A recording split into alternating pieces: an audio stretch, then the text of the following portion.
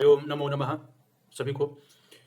कस्तूरी तिलकम ललाट पटले वक्षस्थले कौस्तुभम नासाग्रे वरमौक्तिकं करतले वेणुः करे कंकणं सर्वांगे हरिचंदनं सुललितं कंठे च मुक्तावली गोपस्त्री परिवेष्टितो विजयते गोपाल चूड़ामणि।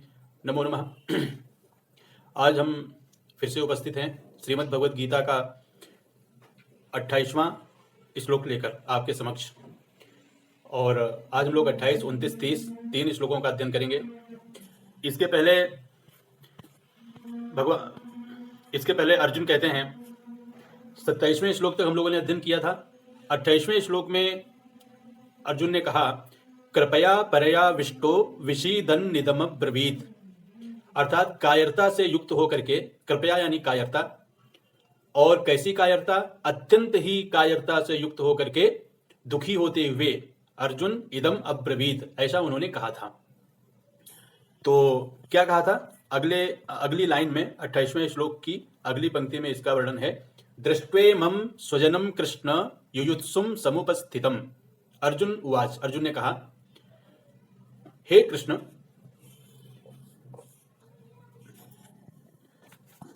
हे, यहां पे है कृष्ण, इमं स्वजनम दृष्ट्वे मम का तात्पर्य हो जाता है दृष्ट्वा इमं। दृष्ट्वा यानी देखकर, इमं स्वजनम स्वजन यानी अपने जो भाई बंधु बांधव हैं इनको देख करके। हे कृष्ण, अपने जो बंधु बांधव हैं इनको देख करके। और ये बंधु बांधव कैसे हैं? युयुत्सुम समुपस्थितम, युद्ध लड़ने के लिए यहाँ पे उपस्थित हुए हैं। युयुत्सुम यानी युद्ध लड़ने के लिए यहाँ पे उपस्थित हुए हैं, समुपस्थितम। तो इनको देख करके, दृष्ट्वे मम स्वजनम कृष्ण युयुत्सुम समुपस्थितम, तो इनको देखकर मुझे कैसा अनुभव हो रहा है, कैसा लग रहा है? उन्होंने कहा, सीदन्ति मम गात्राणि मुखं च परिशुष्यति वेपथुश्च शरीरे मे रोमहर्षश्च जायते गाण्डीवं सृंसते हस्तात् त्वक्षैव परिदह्यते न च शक्नोम्यवस्थातुं भ्रमतीव च मे मनः। हे कृष्ण, युद्ध की इच्छा वाले जो उपस्थित हैं ये स्वजन, इनको देख करके मम गात्राणि, मम यानी मेरे, मम गात्राणि मेरा शरीर, शीदंती मेरा जो शरीर है, वो मेरे जो अंग हैं वो कैसे हैं? शिथिल हो रहे हैं। मेरे अंग, मेरे शरीर के अंग शिथिल हो रहे हैं, शीदंती। मुखम च शुष्यति, और मेरा जो मुख है वो सूख रहा है। मुखम च परिशुष्यति। बेपथुश्च शरीरे में, बेपथुः और में शरीरे वेपथुः, मेरे शरीर में कंपन हो रहा है, वेपथु हो रहा है।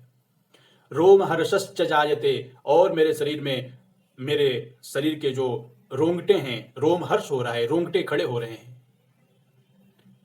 और क्या हो रहा है? गांडीवम सृंसते हस्तात्, हस्तात् यानी हाथ से, हस्तात् गांडीवम सृंसते, जो गांडीव है, अर्जुन के धनुष का नाम गांडीव था, तो वो जो गांडीव है वो सृंसते, वो ऐसा लग रहा है कि गिरा जा रहा है। और त्वक्चैव परिदह्यते, और मेरी जो त्वचा है वो ऐसा लग रहा है कि जल रही है, मेरी त्वचा में जलन हो रही है। त्वक्चैव परिदह्यते।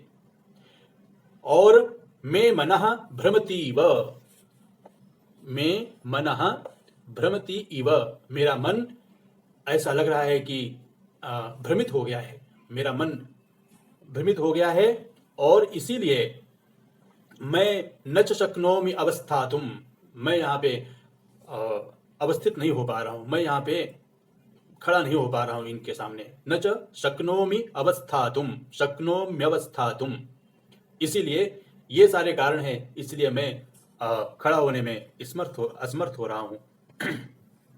तो स्वामी राम सुखदास जी व्याख्या क्या करते हैं, थोड़ा इसको देख लेते हैं। दृष्ट्वेमं स्वजनम कृष्ण युयुत्सुम समुपस्थितम।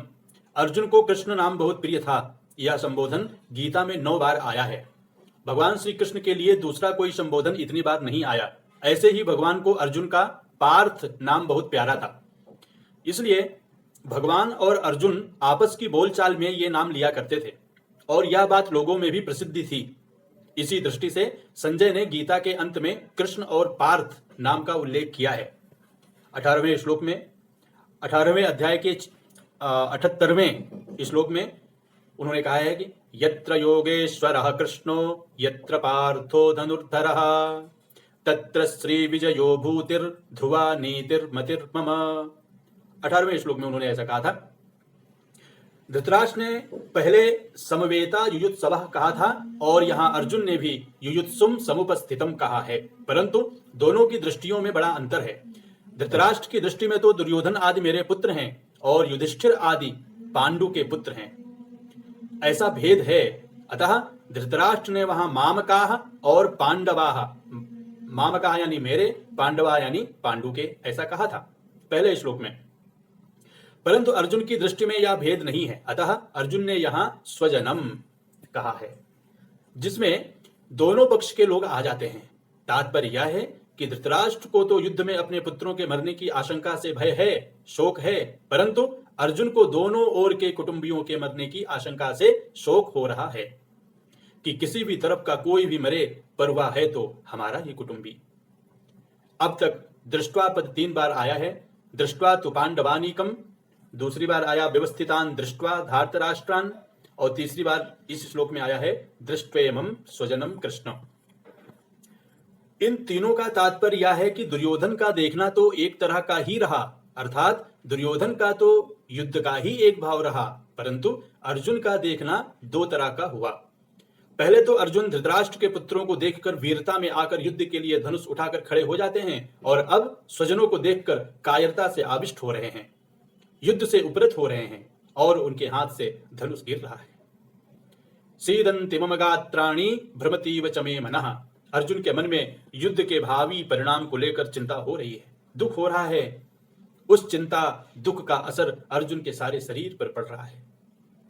उसी असर को अर्जुन स्पष्ट शब्दों में कह रहे हैं कि मेरे शरीर का हाथ, पैर, मुख आदि एक एक अंग शिथिल हो रहा है, मुख सूखता जा रहा है, जिससे बोलना भी कठिन हो रहा है। सारा शरीर थर थर कांप रहा है, शरीर के सभी रोंगटे खड़े हो रहे हैं, अर्थात सारा शरीर रोमांचित हो रहा है।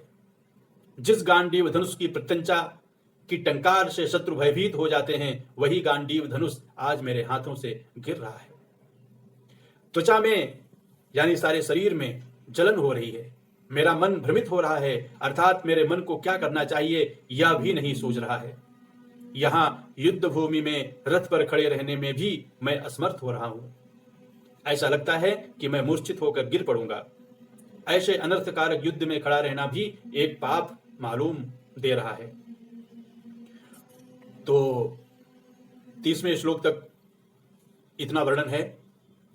इसके बाद हम लोग अगले वीडियो में 31 श्लोक से मिलते हैं। आप सभी को बहुत बहुत धन्यवाद। जय श्री कृष्ण। वीडियो अच्छा लगे तो इसको आगे बढ़ाइए, सुनिए और अपने परिवार के सभी सदस्यों को सुनाइए। सभी को धन्यवाद, बहुत बहुत धन्यवाद सभी को।